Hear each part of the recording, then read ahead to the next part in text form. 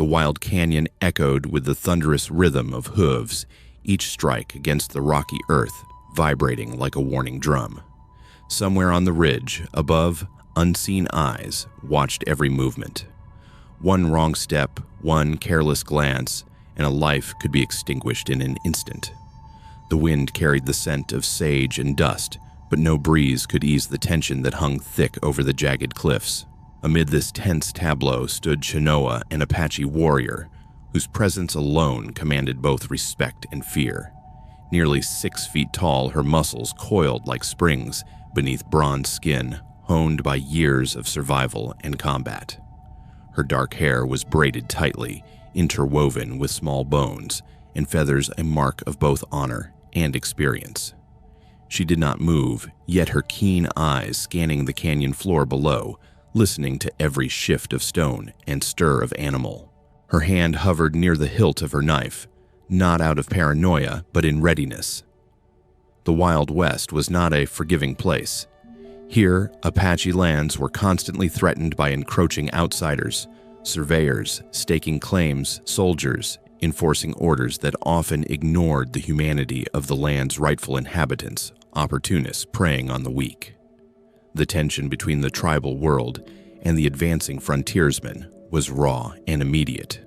Today, that tension centered on a small, lean figure struggling below. Gideon, a white surveyor, no taller than 5'6", pressed himself against the jagged rocks of the canyon wall. His ribs ached from a recent fall, and his hands, slick with sweat, shook slightly as he tried to steady his pulse. 3 armed men surrounded him, their laughter rough and cruel teeth yellowed from tobacco and years of hard living.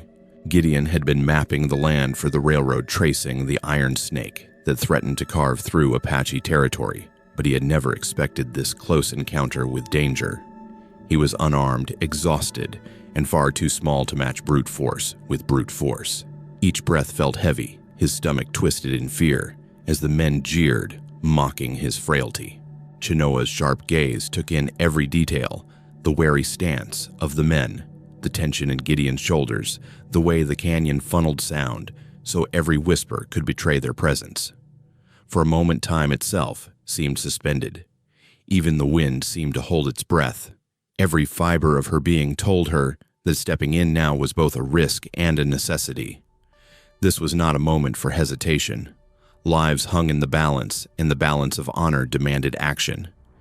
Gideon's situation was desperate.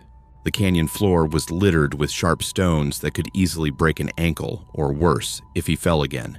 His horse, a skittish creature already shaken by the sounds of pursuit, pawed the ground nervously. The 3 men moved with the arrogance of those who believe strength alone guarantees victory, unaware that someone far more capable was observing from above. Chenoa's mind raced, calculating the angle of descent, the distance to the combatants, the timing required to ensure that her intervention would be decisive. She did not need to hesitate. Years of training, survival, and leadership of her people had prepared her for this exact moment. In that tense silence, she became the embodiment of courage, loyalty, and precision. Every eye on her reflected the wilderness itself, dangerous, unyielding, and unforgiving. Yet, within that danger lay purpose. She would act not out of anger, but out of commitment to protect her land, her people, and now even this stranger who had stumbled into peril. Her decision was instantaneous and absolute. She would intervene. Chenoa shifted her weight muscles, tensing as she prepared to descend from the ridge. The moment was delicate. A single misstep could alert the men, endangering both her and the man below. But she moved with a predator's grace, silent and deliberate. Every step calculated, every motion controlled. She let the world's chaos unfold below her, while she remained the quiet, dominant force poised to change the course of the unfolding story. The stakes could not have been clearer. Death was a hair's breadth away. Yet Chenoa's presence promised more than survival. It promised that courage, strategy, and unwavering loyalty could tip the scales in favor of justice. Today, she would not merely observe, she would act, and in doing so, alter the fate of someone who had no chance on his own. In the next moment, Chenoa descended into action, her shadow stretching over the canyon floor like a herald of reckoning. The clash that would determine who lived and who died was about to begin. And for Gideon's survival was no longer a matter of chance. It was a matter of the warrior's choice. The quiet tension of the canyon shattered in an instant. With a fluid, almost supernatural grace, Chenoa dropped from the ridge, her boots barely touching the stones as she landed between Gideon and the three armed men. Time seemed to slow for Gideon. He could hardly believe his eyes. The warrior before him was not just formidable, she was something out of legend. Muscles coiled and uncoiled with every movement, and the sheer precision of her strikes made it clear that no one in the canyon stood a chance against her. Before the men could react, Chenoa lunged. One fist connected with the first attacker's jaw with a bone-jarring snap, sending him sprawling onto the jagged ground. The second reached for his rifle, but Chenoa's knee found its mark, incapacitating him in a single devastating blow. The third tried to flee, but she was already there, yanking him backward by the collar and slamming him face first into the dirt. Within moments, all three men were bleeding, cursing, and retreating, their weapons abandoned. The canyon echoed with the sound of their retreating boots and their wounded pride. Gideon stood, frozen, awestruck, and terrified, unable to comprehend what had just occurred. His heart pounded in his chest, but amid the fear was something else: admiration. Every move Chenoa made spoke of control, experience, and lethal efficiency. She was a force of nature, yet there was a calmness in her eyes that suggested her actions were guided by purpose, not rage.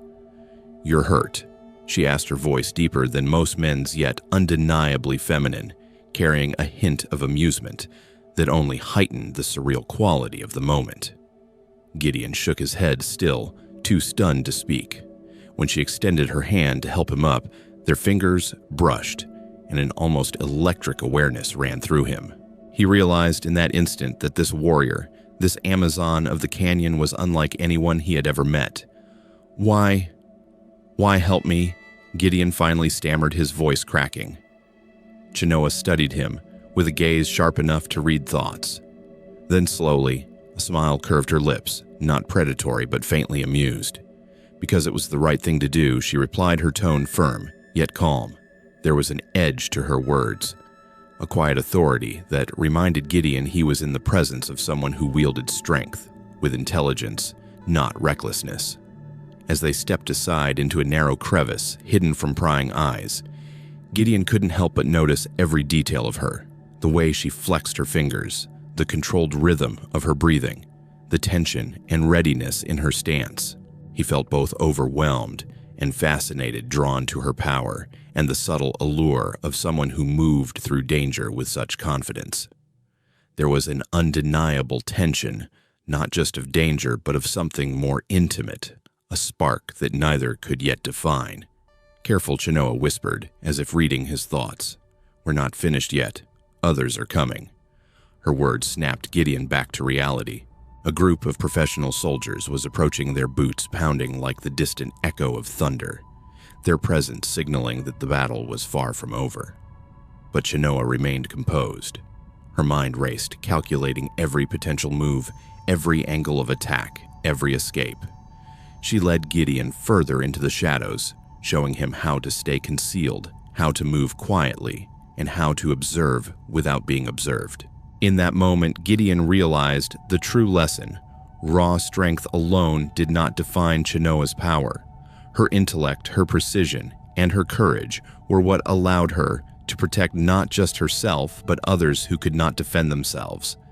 And yet, beneath that formidable exterior, there was a quiet humanity, a moral compass that guided every decision. For Gideon, the initial fear was gradually replaced by trust and curiosity. He understood that surviving beside Chenoa required more than obedience. It demanded awareness, courage, and an understanding that heroism came in many forms. As they crouched together, hidden from the advancing threat, he began to see the warrior, not just as a savior, but as someone whose mind and heart were as formidable as her fists.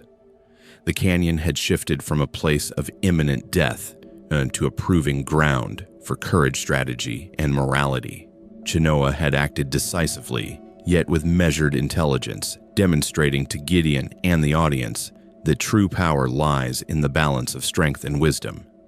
And as they waited in the shadows, hearts still racing, the stage was set for the next challenge, the coming encounter with forces far more organized and dangerous than the three would-be assailants below. The canyon, once filled with the chaos of defeated attackers, now held a more sinister tension. From the shadows of the ridges above, the sound of approaching hooves carried a new threat. Gideon's heart sank as he realized they were not alone. Professional soldiers, disciplined and methodical, were moving through the canyon, their boots striking the rocky earth in unyielding rhythm. But that was not the only danger. Chenoa's sharp eyes caught movement elsewhere, her brother Dakota leading a contingent of Apache warriors approaching with the fierce intensity of a predator protecting its own. For Gideon, it became chillingly clear that they were trapped between two unstoppable forces. Yet Chenoa remained composed. Every muscle in her body was coiled for action, yet her mind worked faster than any heartbeat. She whispered instructions to Gideon, guiding him into a narrow crevice, showing him exactly where to place his weight, how to keep silent, and how to observe without giving themselves away. Her voice was calm but carried an edge of urgency that made him lean in closer, instinctively seeking guidance. As they crouched together, the proximity forced Gideon to notice details he had not before: the warmth of her hand as it brushed against his, when she steadied him, the way her chest rose and fell with controlled breath, the way her eyes flicked from one threat to another with a predator's precision. In that tense moment, an unexpected connection sparked between them. Fear mixed with fascination, and Gideon's admiration for her strength was tinged with an inexplicable attraction. Each glance, each subtle touch made the canyon feel smaller, the world narrower, and their bond more immediate. The soldiers' methodical search below made every second feel like a lifetime. Gideon realized that survival would depend not on brute strength, but on intelligence, courage, and quick thinking. As Chenoa prepared to make a move to protect them both, Gideon saw an opportunity to act. He whispered to her, and then stepping slightly forward, he called out in a calm voice designed to mislead the soldiers and distract them from her. His words were measured, his posture deliberately non-threatening, yet his pulse raced with adrenaline. Simultaneously, he prepared for a different challenge: the Apache warriors above. Dakota's gaze was locked on him, calculating, assessing, and unrelenting. Gideon's only chance lay in appealing to reason and principle rather than force. He spoke directly to Dakota, explaining Chenoa's decision to step away from endless cycles of violence to reclaim her agency and to choose a path not dictated by old grudges or blind tradition. The words flowed from him with surprising confidence, and in that moment Gideon's courage and intellect became as potent a weapon as Chenoa's strength. Chenoa's eyes softened briefly as she listened to Gideon, recognizing his bravery and understanding. In a rare gesture, their hands brushed again, lingering slightly, sending an electric charge through the tense canyon air. For the audience, this was more than survival. It was a glimpse of humanity, intimacy, and mutual trust forged in the furnace of danger. Fear, respect, desire, and admiration all mingled in that fleeting connection, creating an emotional depth rarely seen in the brutal world of the frontier. Minutes stretched as decisions were made, words measured, and threats assessed. At last, both the soldiers and the Apache contingent paused, uncertainty flickering in their eyes. Chenoa had protected Gideon. Gideon had proven himself through courage and wisdom, and a fragile balance had been restored. But the canyon still held dangers unseen, the echo of hooves reminding them that this ordeal was far from over. Yet, as they caught their breath together hidden in the shadows, a new layer of trust and understanding had emerged between them, one born of peril, intellect, and shared determination. In that silent, tense moment, Gideon realized something profound. True strength was not merely the power to strike, but the ability to choose wisely, act bravely, and protect those who could not protect themselves. Chenoa had demonstrated that with muscle and skill. Gideon now understood it could also come from a steady mind and a courageous heart. Together, they had survived a double danger, both the physical threat and the moral challenge, and their bond, once fragile, had been tempered in fire. The canyon was silent, the kind of silence that presses on the chest and makes every heartbeat loud. Gideon now faced his greatest trial, standing before Dakota Chenoa's brother, a man whose presence radiated authority, strength, and lethal precision. Every movement Dakota made was deliberate, a predator sizing up prey, and every inch he advanced seemed to carry the weight of family honor and tribal law. Gideon's hands shook slightly, not from fear alone, but from the sheer awareness of what was at stake. One wrong move could end everything, yet Gideon's mind raced. He understood instinctively that raw strength would not save him. Dakota's muscular frame and expert skill far outmatched his own, but intelligence, courage, and calculated risk were weapons just as powerful. Standing tall despite the obvious danger, Gideon met Dakota's piercing gaze. "You see," your sister, Gideon said, voice steady but carrying the intensity of his conviction. "She has chosen her own path. She is not a tool nor a pawn. I do not ask for your approval, only your respect for her decision. Today she decides for herself." Dakota's expression hardened, and his grip on the war club tightened. Every muscle in his body radiated readiness, and the tension in the canyon was palpable. Yet, Gideon did not falter. Instead, he used his wits to create an opening.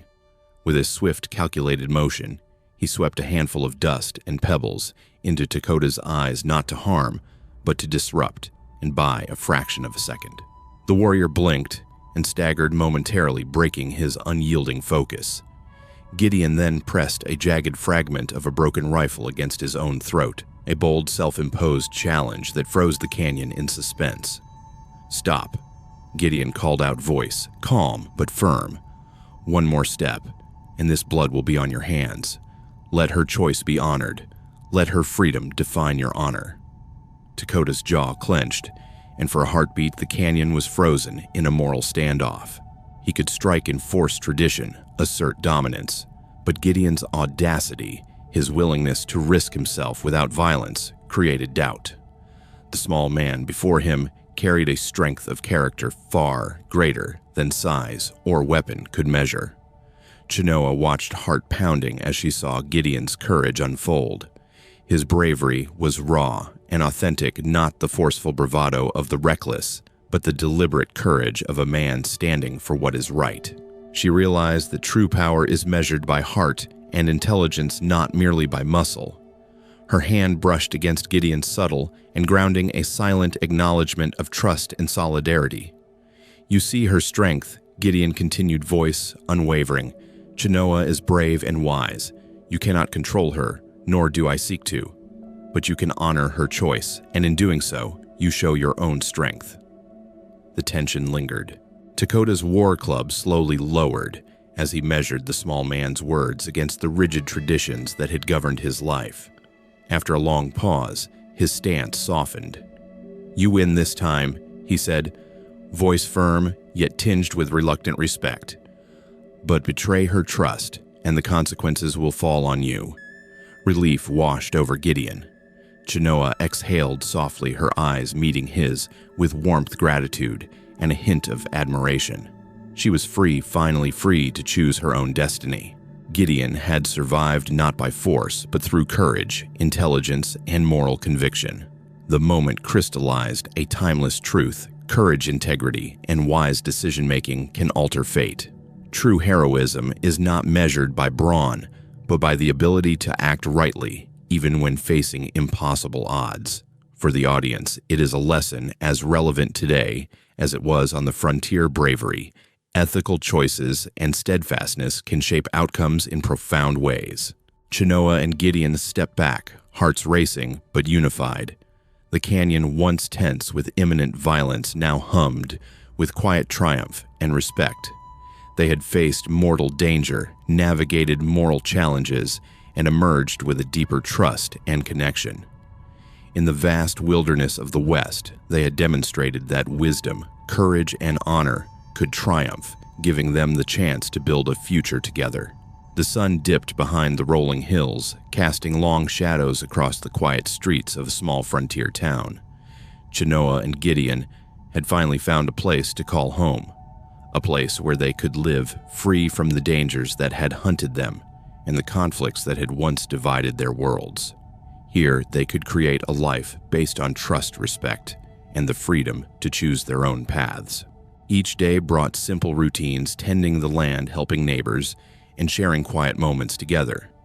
But beneath those routines lay a profound connection built on shared trials, courage, and the understanding that each had risked everything for the other. Their story was more than a tale of survival. It was a testament to the power of courage and intelligence. Gideon had proven that even those who appear small or powerless can shape destiny when guided by principle and bravery. Chenoa had shown that true strength is not only measured in physical prowess, but also in the wisdom to act decisively and the moral clarity to protect those who cannot protect themselves. Together, they exemplified a timeless truth. Wisdom, courage, and integrity can alter the course of fate, even against overwhelming odds. Beyond survival, their journey demonstrated that love and loyalty can transcend cultural and societal barriers. In a world shaped by tradition and expectation, Chenoa and Gideon's bond became a quiet rebellion, a living example that human connection can overcome prejudice and division. Their trust and mutual respect created a foundation strong enough to support a life built not on obligation, but on choice, understanding, and commitment. Even the smallest acts of courage and justice, when guided by heart and principle, can have ripple effects that transform the lives of others. For the audience, especially those who appreciate the virtues of the frontier, this story resonates deeply. It reminds us that courage, principled action, and loyalty are timeless values. Even in today's world, standing up for family, protecting what is just, and making difficult but right choices remains essential. Chenoa and Gideon's journey is a source of inspiration, illustrating how moral integrity and bravery can shape outcomes and create lasting bonds. As evening fell, the two of them stood side by side, looking out over the horizon. Chenoa's hand rested gently on Gideon's shoulder, and he responded with a firm squeeze, a silent promise of partnership and support. In that moment, they felt the weight of their past lift, slightly replaced by the knowledge that freedom, choice, and courage were theirs to embrace together. Their lives, once defined by danger and conflict, now held the promise of hope, safety, and a future they could shape side by side. To those watching this story unfold, if the journey of Chenoa and Gideon has inspired you, follow Epic Western Stories. Share, like, and comment below to explore more tales of the frontier, stories of bravery, honor, and humanity that continue to resonate across generations. While the canyon battles and moral trials are behind them, the lessons endure. Courage and wisdom can save lives. Love transcends cultural boundaries, and even small, deliberate actions guided by principle can create profound change. Chenoa and Gideon's story serves as a beacon of hope, reminding us that heroism comes in many forms, not just through strength, but through courage, intelligence, integrity, and the choices we make for one another.